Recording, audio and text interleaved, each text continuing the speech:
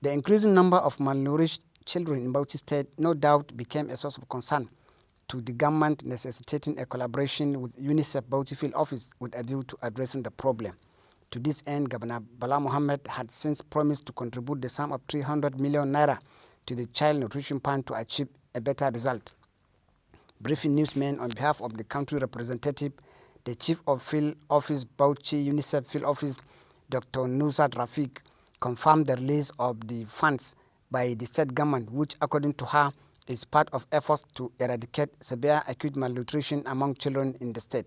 Dr. Nusrat Rafiq said 200 million naira came from the state government, while the 20 local government areas contributed 100 million naira, totaling 300 million naira. Excellency promised to increase the threshold of the support for next year, and we are looking forward to that, because the need of children who are malnourished in Bauchi, it's huge. Even after increasing the threshold, he talked about even raising it to 1 billion. So 1 billion will be matched by UNICEF. If he gives 1 billion, 1 billion will be matched by UNICEF. And then we can really make some dent in malnutrition in Bauchi. UNICEF, she said, will also provide a matching sum of 300 million naira, bringing the total intervention fund to 600 million naira for the procurement of the foods and other items for the fight against malnutrition. The UNICEF Chief Field Officer announced that Governor Bala Mohammed had promised to increase the state's contribution to 1 billion naira next year, which UNICEF also pledged to match. She emphasized the need for collaboration with traditional leaders, local government areas, religious leaders, and communities to change the narrative. She commended journalists covering UNICEF activities whose sustained media coverage and advocacy has been yielding positive results. Also contributing, nutrition specialist Philomena Irene, SBC specialist George Eke, and health specialist Mr. David Audu stresses the need for sustained funding and release from the state government to ensure a better and healthy society, and requested the journalists to continue to support in that direction.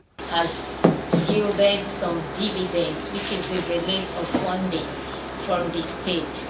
And we also saw in the visit that it also gave us, like the chief said, more promising. The state has even promised to release more funding because the number of children are increasing by the day.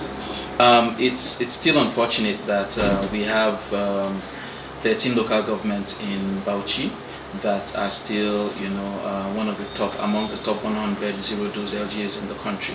Bauchi actually ranks second to Sokoto, if I'm not mistaken, and this is a situation that is very worrisome to both the governor of the state and the UNICEF representative. The Fathers for Good Health are already in 10 LGAs in the state.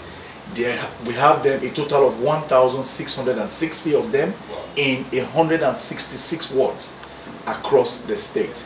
So this group are helping to now interact with the key decision makers of household, which is the fathers, to ensure that the challenges the mama to mama gets, they are the ones who are now resolving them.